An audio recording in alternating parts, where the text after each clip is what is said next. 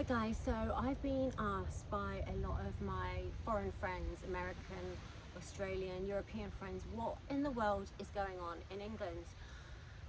And it's a nightmare. First and foremost, all I can say is our government has not put forward any solutions or any ideas of how they're going to stop any of the violent crime that's going on.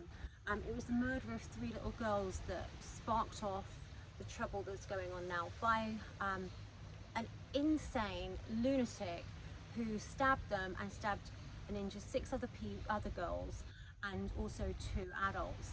Now, what you've seen is a massive clampdown by our government to crack down on the rioters and the riots, which is causing more anger because you're seeing that they haven't done anything of the sort.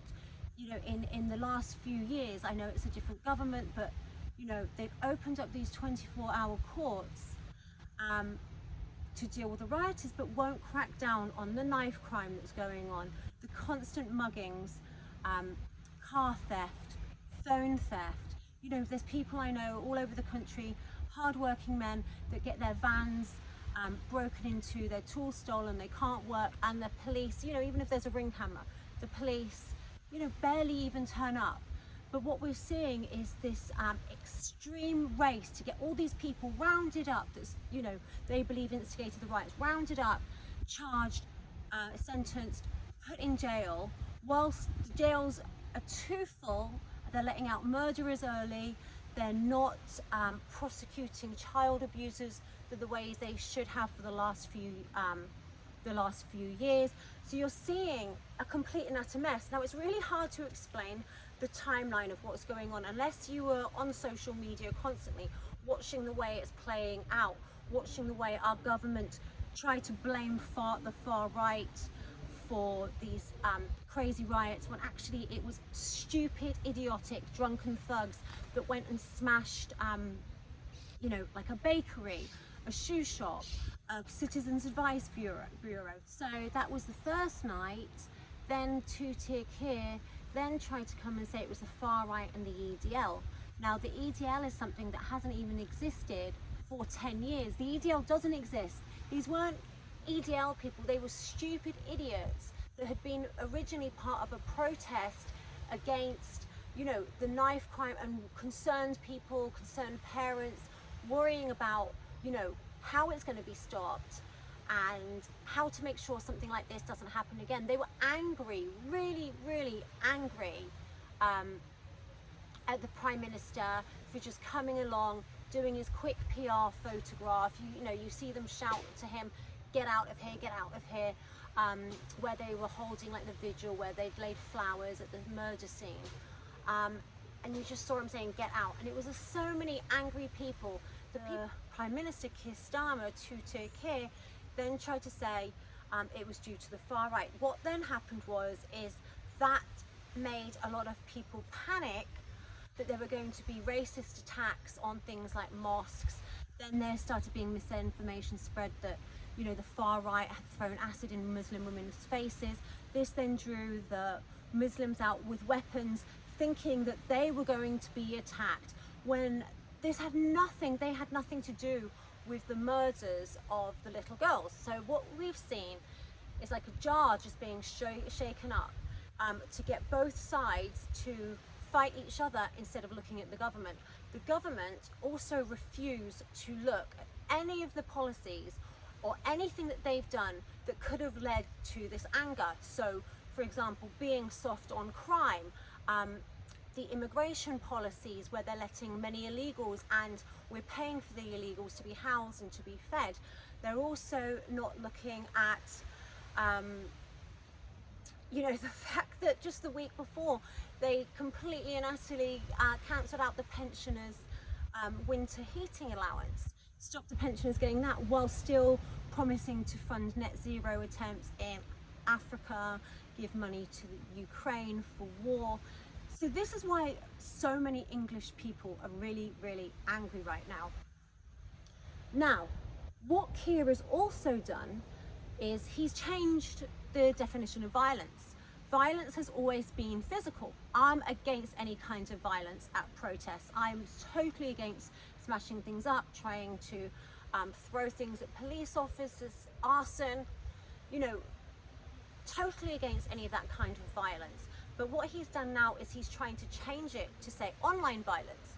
But violence is physical. So like we've seen through many things, they're changing the definition of words to suit themselves. So we're seeing that. Now, what we're also seeing is that people who have not even attacked police have now been sentenced to a few years. So if someone's been sentenced for 2.5 years for swearing and gesturing at a police officer. Then we saw a lady arrested who put an inaccurate name down of who she thought the murderer was. Not even a real person, like a completely made up fictitious person's name that had somehow been passed around to her and to other people. And then she got blamed, and there was a pile on. She got blamed as the first person to post it, which she wasn't. She also deleted it after 2 hours. The police arrested her, held her for 36 hours. And so they're trying to make all these examples of people, but we've never seen them do this with real crime. You know, the things that are affecting every one of the British people's lives. You know, the knife crime, the theft, everything that I've just mentioned. We're not seeing any of those criminals being prosecuted in the same way. We're not seeing emergency courts being set up. It's all about the rioters.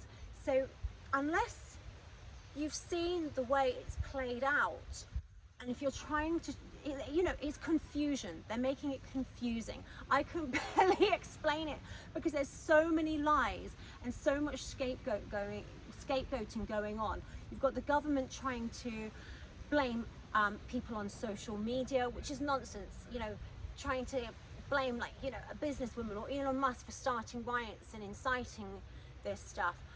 And it's just so false. But you're not seeing the government take any responsibility or talk about what they're going to do to prevent, you know, these violent things happening in the future. Just prior to the little girls being stabbed, there was a soldier who was also stabbed. We haven't heard anything about him. My hometown in Bournemouth, 2 ladies were stabbed on the beach. One of them actually died. You know, we don't hear anything about that. There's none of this, you know, rushing it through, getting these people sentenced and prosecuted, making examples of them, trying to deter it in any way. And I think that's where a lot of the anger comes from, and, you know, the scapegoating.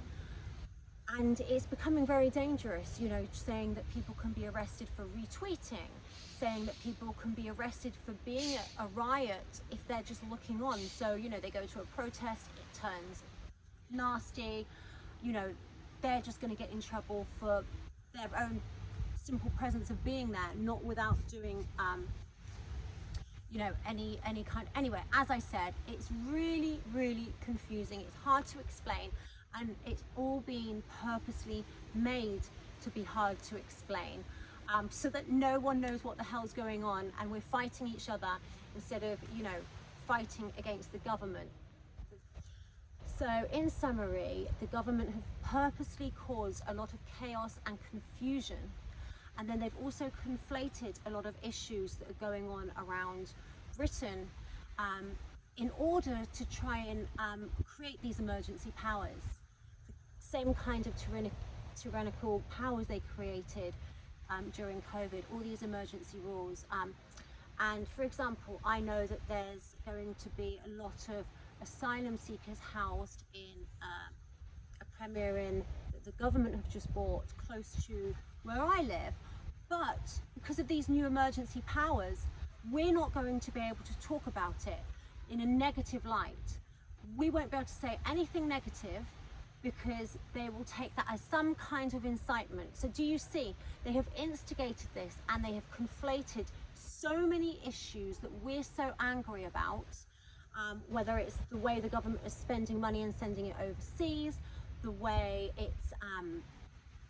it's allowing illegals, you know, illegal is illegal because it's not allowed, but we can't talk about that badly. then they're not doing anything about the mass violence on our streets, the theft, the drug dealing, all these social issues that people just want fixed. They've shown that they can do deterrence. They've shown that they can set up emergency courts to deal with it, but they're only using that for rioters. They're using it to take away more and more of our liberties, our speech, our rights to protest. And we have got to unite, because we shouldn't be fighting each other. It's the government that, and I'm not saying be violent. I am not saying be violent, because that would be incitement, and I am absolutely not trying to say incite anything, okay? So I'm just saying we just need to look at what our government's doing and what they have literally imposed on us, and how they're going to take away all of our speech and try and censor us from being able to talk about the issues that are really important to the British people.